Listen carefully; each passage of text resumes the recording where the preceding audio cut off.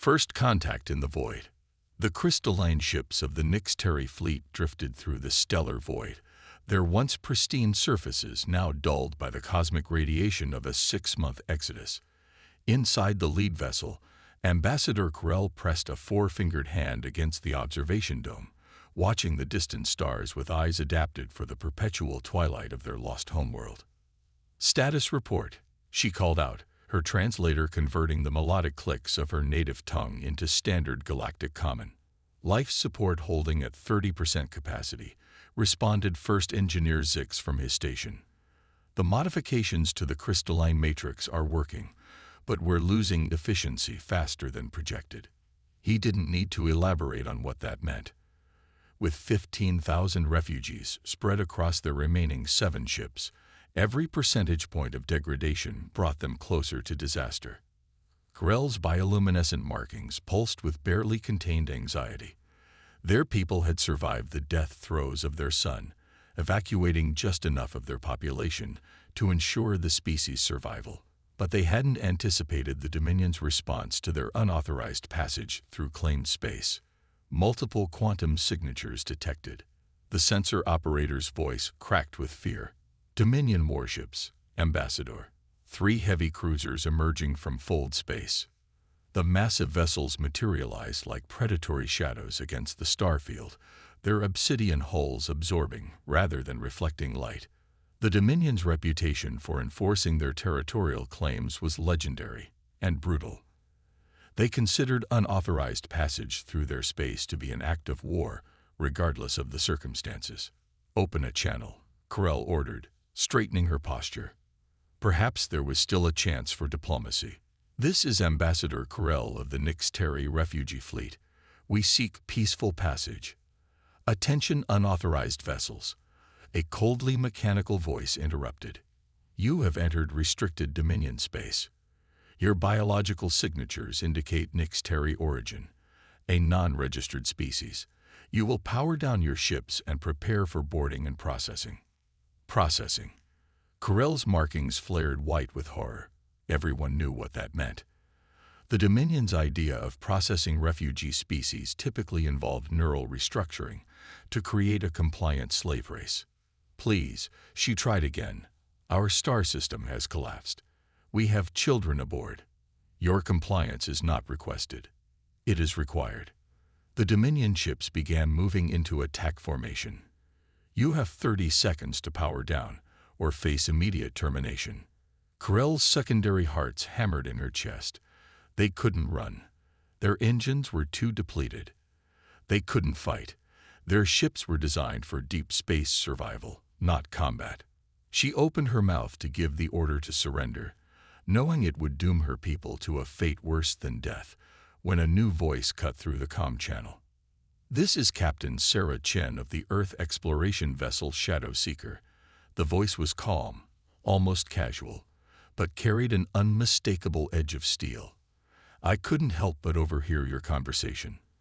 Funny thing about this sector, according to the Galactic Commons Charter, Article 7, any space within 50 light-years of a collapsed star system is designated as an emergency transit corridor. Pretty sure that makes your claims here invalid." A new ship dropped out of faster-than-light travel, smaller than the Dominion cruisers but sleek and purposeful in its design.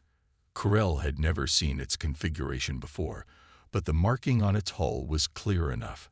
A stylized Earth logo with text in multiple human languages. "This matter does not concern your species, human." The Dominion commander's tone had shifted from mechanical to irritated. "These refugees entered our space illegally. The Commons Charter does not." "Actually," Captain Chen interrupted, "I'm transmitting the relevant legal precedents now, including 3 separate cases where the Galactic High Court upheld the Emergency Corridor Statute. But hey, if you want to argue about it, we can call in the judicial fleet. I'm sure they'd love to review your interpretation of interstellar law." There was a long pause. Corell held her breath, watching the tactical display as the Dominion ships maintained their attack positions. The human vessel, barely a quarter of their size, showed no signs of intimidation, holding its course directly between the refugees and the cruisers. Your interference is noted, human. The Dominion commander finally responded. The Dominion will file a formal protest with your government. Looking forward to it, Chen replied cheerfully. Now, unless you'd like to explain to the Commons why you're blocking an emergency corridor, I suggest you clear the area. I hear the fines for that are pretty steep these days. The Dominion ships held position for another tense moment before slowly beginning to turn away. Corell's markings shifted to a deep blue of relief as she watched them retreat back into fold space. Ambassador Corell. Captain Chen's voice was warmer now. If you're amenable, we'd be happy to escort your fleet to the nearest safe harbor. Our sensors indicate your ships could use some maintenance, and we have engineers who might be able to help with those crystal matrix issues. Corell stared at the human ship through the dome, wondering at the strange twist of fate that had brought them this encounter. You'd do that, even after risking conflict with the Dominion for us. There was a smile in Chen's voice as she responded, Ma'am, helping people in need isn't just something we do, it's who we are. Besides, I've always wanted to learn more about crystalline propulsion technology. What do you say we get your people somewhere safe and then talk engineering? As the Shadow Seeker moved into escort position, Corell felt something she hadn't experienced since they'd first fled their dying sun. Hope. Perhaps there was more to these humans than the galaxy's stories suggested. And perhaps, just perhaps, they'd found more than just a temporary savior. They'd found a friend.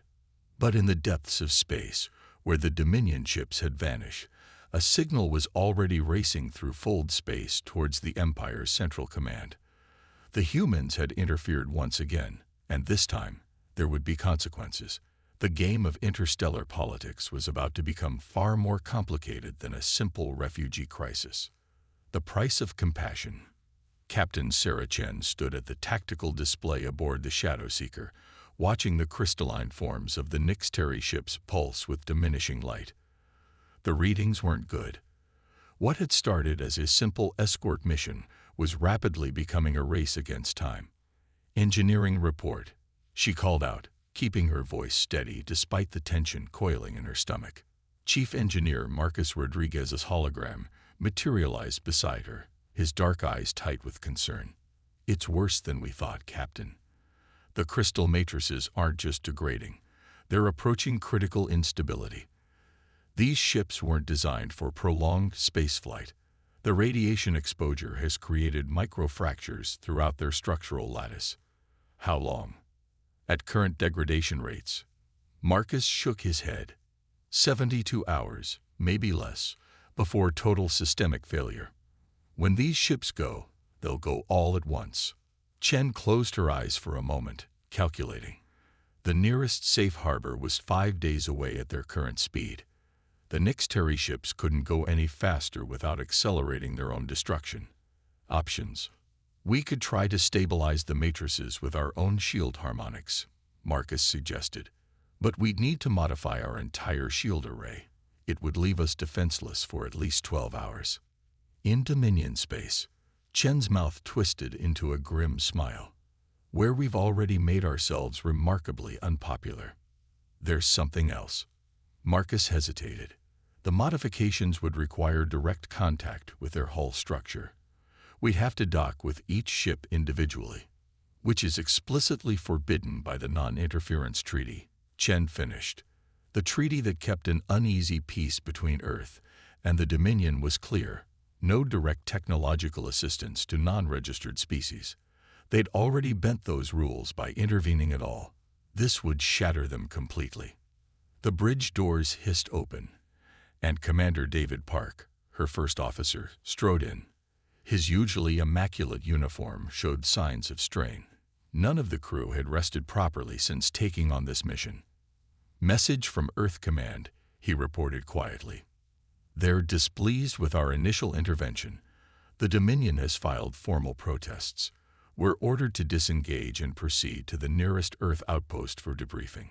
Chen looked back at the tactical display, at the 15,000 souls spread across those failing ships. Beings who had already lost their home, their sun, everything but their lives, and each other. The Dominion would be watching, waiting for those ships to fail, ready to swoop in and process the survivors. "How long until the message needs to be acknowledged?" she asked. Park raised an eyebrow. "Communications are experiencing some unusual interference. Could take hours to establish a clear signal." "Convenient." Chen smiled slightly. "Marcus, how quickly can you begin the shield modifications?" "With the whole engineering team working in shifts." 8 hours for the modifications, 4 for each ship's treatment. The hologram flickered. "But Captain, if we do this, I know." Chen straightened her uniform. "Commander Park, send word to all department heads. I want them in the briefing room in 15 minutes. And contact Ambassador Corell. She should be part of this discussion." As her officers moved to comply, Chen remained at the tactical display, watching the slow pulse of those crystal ships. Her career would probably end over this. Earth Command didn't look kindly on captains who violated treaties and ignored direct orders. But there were older laws than those written in diplomatic documents. Laws about duty, compassion, and what it meant to be human. The briefing room was packed 15 minutes later. Ambassador Corell's holographic form shimmered beside the human officers, her bioluminescent markings shifting through patterns of anxiety and hope. Chen looked at each face in turn before speaking. "I won't order anyone to participate in what comes next," she began. "What I'm proposing violates multiple regulations and at least one major treaty. Anyone who wishes to register a formal protest may do so now, and their objection will be noted in the log." Silence fell. Not a single hand raised. "The Nixteri ships will fail within 72 hours, Chen continued. "We can prevent that, but it means directly modifying our technology to interface with theirs. Earth Command has ordered us to withdraw. The Dominion is undoubtedly watching, and we're about to make ourselves a very tempting target." She paused, letting that sink in. "So I'm asking each of you, not ordering, asking, are you willing to risk everything to save 15,000 lives?" Marcus's hologram spoke first. "Engineering's already drawing up modification plans, Captain. Security teams are standing by," Lieutenant Santos added. One by one, each department head voiced their support. Corell's markings had shifted to a deep purple of emotion. "Your people," she said softly. "You would risk so much for strangers." "Ambassador," Chen smiled, "let me tell you about a moment in Earth's history. There was a ship called the Street Lewis, carrying refugees across an ocean. It was turned away from safety, sent back to face persecution and death. We swore then, never again. Some promises spanned centuries." The next hours were a blur of activity.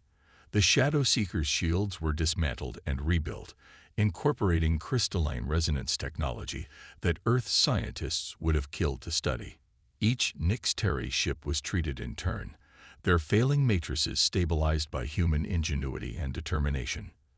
They were halfway through the process when the sensors picked up the first Dominion signatures at the edge of their range.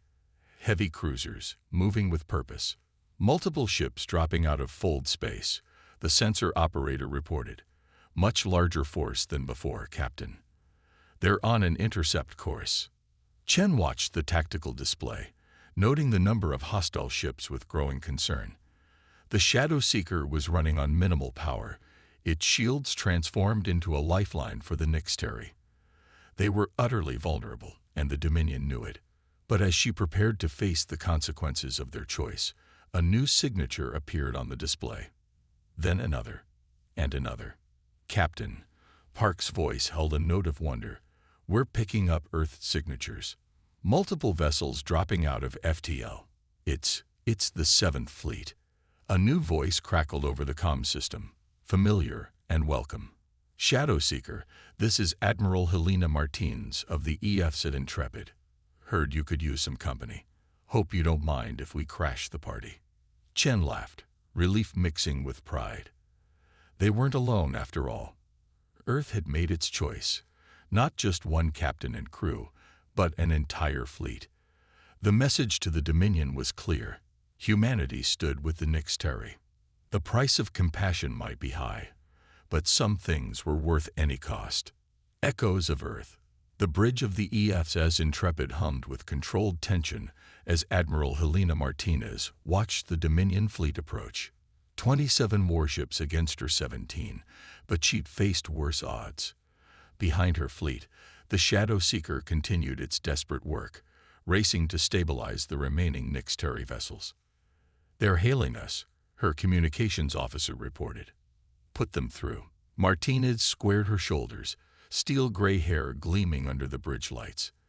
"This is Admiral Martinez of the Earth Federation." A holographic form of a Dominion commander materialized, a towering figure of metallic scales and cybernetic augmentations. "You are interfering in a Dominion security operation. The refugee fleet entered our space illegally. They and the Shadow Seeker will submit to our authority." "Funny thing about authority," Martinez replied, her voice carrying the weight of decades of command. "It tends to work better when it's legitimate. Right now, you're the ones violating galactic law. You dare lecture us on law?" The commander's cybernetic eye pulsed red. "Your species is barely out of its gravity well. You have no conception of the greater order we maintain." Martinez smiled, but there was no warmth in it. "Actually, we understand order quite well. We also understand what happens when that order becomes an excuse for cruelty." Computer, display historical file E1939. The space between them filled with images. Ancient vessels crowded with refugees, turned away from safe harbors, camps surrounded by barbed wire. The consequences of silence in the face of atrocity. "This is our history," Martinez continued. "Our shame, our lesson, and our promise. Never again would we stand by while the powerful prey on the desperate. Never again would we value order over life." "Your sentiment is irrelevant," the commander dismissed. "The Dominion's authority will be maintained." "Will it?" Martinez leaned forward. "Because right now, every second of this conversation is being broadcast on subspace frequencies. Every spacefaring race in this sector is watching. They're seeing how the mighty Dominion treats refugees fleeing a natural disaster, how they threaten a rescue mission protected by galactic law. Is that the authority you want to maintain?" The commander's expression didn't change, but there was a flicker of uncertainty in its cybernetic eye. "You would risk war to protect these primitives. Look behind you, Commander." Martinez's voice was quiet but carried across space itself. "Really look. Those aren't just refugee ships you're threatening. They're the sum total of a civilization. Their art, their music, their dreams. Everything they managed to save from their dying son. Tell me, what does it say about your order if you're willing to destroy all of that?" On the Shadow Seeker, Captain Chen watched the exchange through her own view screen, while supervising the stabilization of the 6th Nixteri vessel. Ambassador Grell stood beside her, markings pulsing with a complex mix of emotions. "Your Admiral," Grell said softly. "She speaks of your people's history as if it were yesterday." "For us, it kind of was." Chen's eyes remained fixed on the tactical display. "Humans have long memories, especially for our mistakes. Those images she showed, they're required learning for every Earth child. Not just what happened, but what it means to stay silent in the face of wrong. But surely your people have suffered for such interference. The Dominion does not forget defiance." Chen smiled. "No, they don't. But here's something they've never understood about humans. We're at our best when we're fighting for others. It focuses us, unites us. Did you know that Earth's nations fought each other for most of our history? But the moment we faced a crisis that threatened all of us, that's when we finally came together." The tactical display suddenly blazed with new signatures. The Dominion fleet was moving, but not to attack. They were withdrawing, their formation breaking apart with almost unseemly haste. Multiple fold space signatures detected. Chen's sensor officer reported with barely contained excitement. "Ships dropping in at the edge of the system. It's the Galactic Commons Judicial Fleet." Grell's markings flashed with surprise. "The Judicial Fleet responds to no one so quickly." "How?" Let's just say Earth has friends in interesting places. Chen grinned. And we made sure they were watching this particular drama unfold. The Commons takes a dim view of threatening refugee fleets in designated emergency corridors. The Dominion commander's hologram flickered one last time on their screens. This matter is not concluded, humans. The Dominion remembers. So do we, Martins replied calmly. That's rather the point. As the Dominion ships retreated and the majestic vessels of the judicial fleet moved to secure the area, Chen turned to Corel. Ambassador, I believe we still have one more ship to stabilize. After that, perhaps you'd join me for a meal. I'd love to hear about your people's music. We humans have quite a collection of our own. Corel's markings shifted to a color Chen had never seen before, something between wonder and joy. You still want to learn about us, even after all this. Especially after all this, Chen gestured to the stars around them. Space is vast and often cruel, Ambassador. The only way any of us survive out here is by learning from each other. Besides, she smiled, I have a feeling your people and mine have a lot in common. We both know what it means to face the darkness and choose to help others anyway.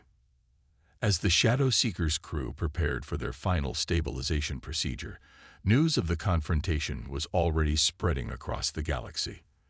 The story of how humans had faced down the Dominion to protect a homeless species would be told in 1,000 languages on 1,000 worlds. But perhaps more importantly, in the crystalline ships of the Nixteri, children were learning a new word, Earth.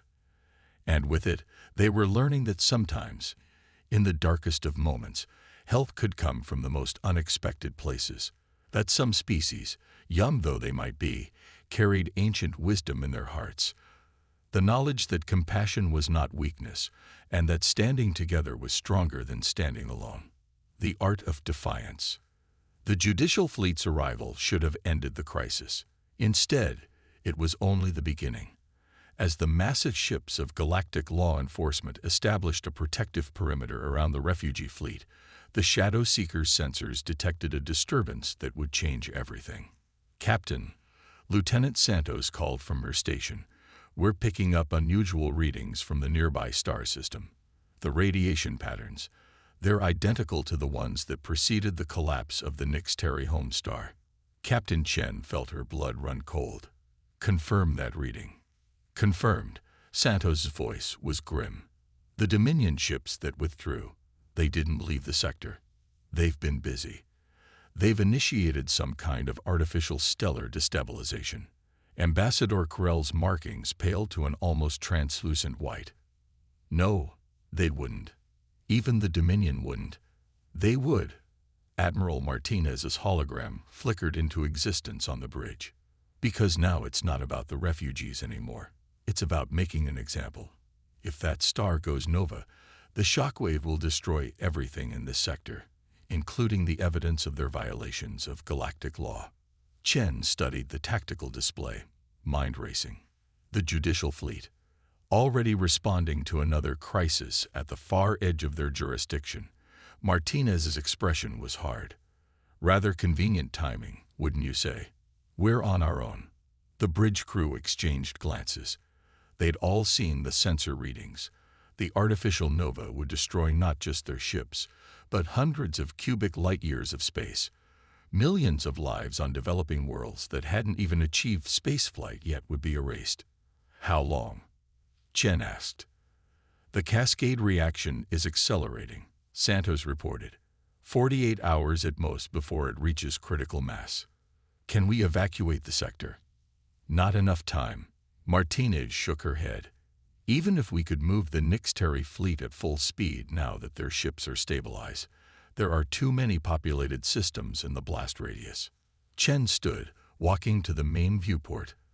The star in question was barely visible, a tiny point of light that would soon become an instrument of genocide. Marcus, what are we dealing with? How does one artificially destabilize a star? Her chief engineer's hologram appeared, fingers dancing over invisible calculations. Based on the energy readings, they're using quantum resonance devices. creating a feedback loop in the star's core that will force it to go nova prematurely. Can it be stopped? Theoretically. Marcus ran a hand through his hair. If we could get close enough to deploy quantum dampeners, we might be able to disrupt the feedback loop. But we'd need to place them directly in the star's corona. Nothing could survive those conditions. Nothing. Chen's eyes narrowed. What about the crystalline technology we use to stabilize the Nyx-Terry ships? Grell's markings suddenly pulsed with realization. Our ship's matrices don't just channel energy. They can redirect it. That's how we survived as long as we did around our dying sun. Marcus. Chen turned to her engineer. Could we modify our shield systems again? Use the same principles we learned from the Nyx-Terry tech, but in reverse. You want to create a crystalline shield bubble to protect a ship long enough to reach the corona. Marcus was already calculating. It's possible, but the power requirements would be enormous. We'd need the combined output of every ship in both fleets. Martinez finished, and we'd only get one shot at this. The shields would collapse within minutes. Chen looked at Corell. Ambassador, I know we've just stabilized your ships, but we will help. Corell's voice was firm. My people know better than any the horror of watching a star die. We will not allow it to happen to others. The next hours were a blur of desperate preparation. The Earth fleet and the Nyx-Terry ships formed a massive geometric pattern in space, their combined energy feeds channeled through crystalline matrices that had never been meant to work together. Human ingenuity met alien wisdom in a fusion of technologies that broke half a dozen laws of physics. The Shadow Seeker, as the ship most experienced with the hybrid technology, would make the attempt. Its hull was reinforced with crystalline lattices, its shields modified to create a bubble of survivable space in the heart of a stellar inferno. All ships report ready, Park announced from his station. Power linkages are stable. Chen sat in her command chair, feeling the thrum of energy through the deck plates. Now comes the fun part. How do we get past the Dominion ships guarding the star? Martinez's hologram smiled. Leave that to me. Humanity isn't the only species that remembers its debts. Commander Park, please open a channel to the Dominion fleet.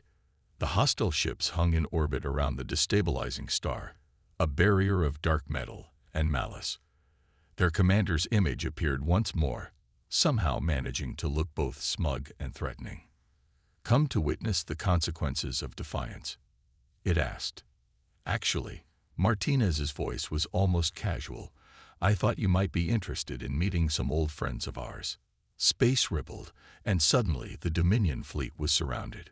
Ships of designs Chen had never seen before emerged from cloaking fields, vessels of species that had been watching, waiting, remembering their own encounters with both human compassion and Dominion cruelty. The Andari remember who helped them during the plague years, a new voice announced. The Solari remember who stood with us against the pirates of the Carina Rim, came another. One by one, voices joined the channel, species that had been dismissed as primitive, helped by humans when others looked away, now revealed as silent partners in a web of alliances that the Dominion had never suspected. You see, Martinez explained to the stunned Dominion commander, while you were busy maintaining your order, we were making friends. Turns out that's a pretty good strategy too. The Shadow Seeker's engines flared to life as the Dominion fleet found itself thoroughly outmatched and surrounded. Chen watched the star grow larger on their view screen, its surface already writhing with unnatural energies. All hands, she announced shipwide. This is going to get a bit warm. I suggest you think cool thoughts. As they began their descent into the stellar corona, protected by the combined power of two species technology and the determination of countless allies, Chen couldn't help but smile. The Dominion had tried to teach humanity a lesson about power and order.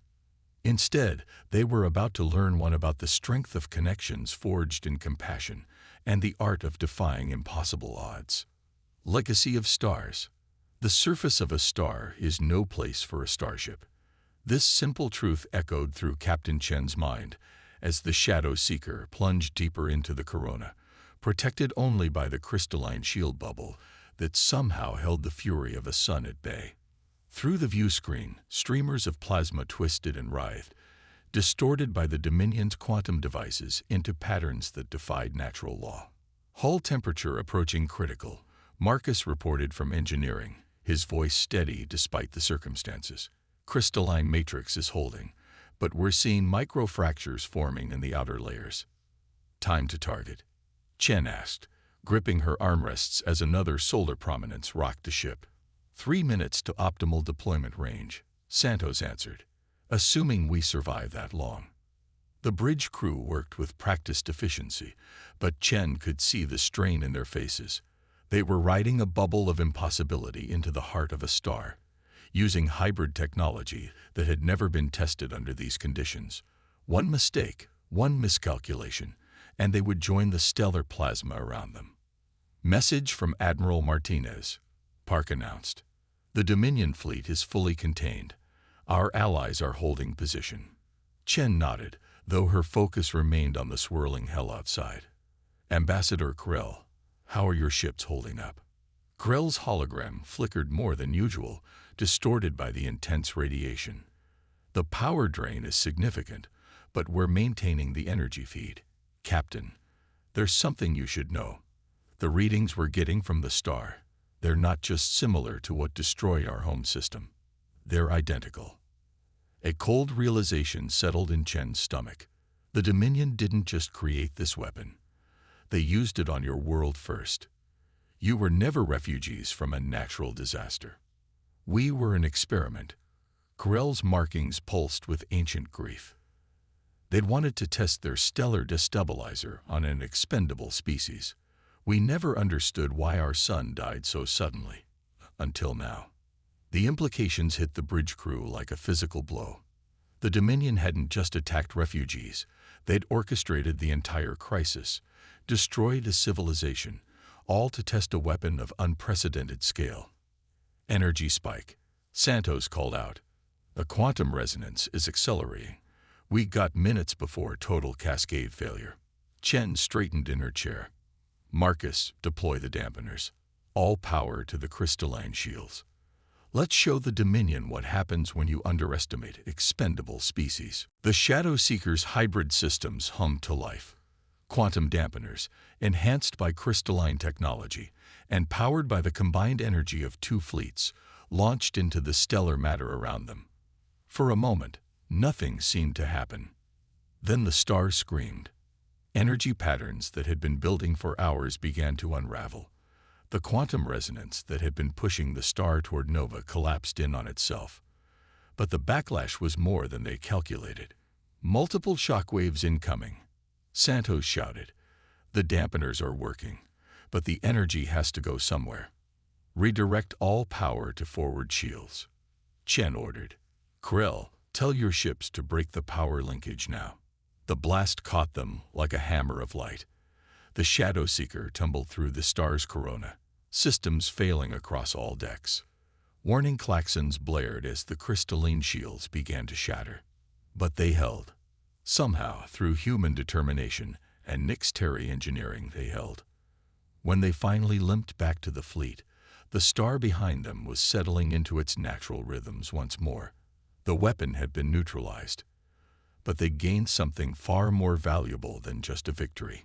In the aftermath, as the Allied fleet surrounded the Dominion ships and the Judicial Fleet finally returned to take custody of the war criminals, Chen stood with Corell in the Shadow Seeker's observation lounge. The Galactic Commons has granted the Nix-Terry emergency membership status, Corell announced, her markings glowing with subtle joy. With Earth as our sponsors, it seems saving the sector from artificial nova tends to accelerate the diplomatic process. About time, Chen smiled. Though I suspect the Dominion's representatives will be somewhat less than thrilled to see you at the next council meeting. They will adapt. Corell's tone carried a hint of satisfaction. As we have learned to adapt. Captain, my people have been discussing what comes next. We've received offers of sanctuary from several worlds, but we find ourselves drawn to Earth's approach to the galaxy. This idea that strength comes not from dominance, but from helping others, from standing together. Corell's markings shifted to a formal pattern. We would like to establish our new colony in Earth's sector, if you would have us. Chen turned to look out at the stars. The same stars that had nearly become a weapon of mass destruction, now restored to their natural beauty. You know, Earth has a saying, "The darkness is vast, but stars shine brighter together." Your people have many such sayings, I've noticed. We're philosophical that way, Chen grinned, especially when we're being stubborn about helping people. As they spoke, across the sector, the story was already spreading. The tale of how humans and their allies had turned a weapon of stellar destruction into a bridge between species, of how the mighty Dominion had been humbled not by force, but by the combined strength of those they'd dismissed as beneath them. But perhaps the most important legacy was written in the crystalline ships of the Nix-Terri, where children who had known only exodus and fear now learned a different lesson. They learned that sometimes the greatest power comes not from the ability to destroy stars, but from the choice to save them.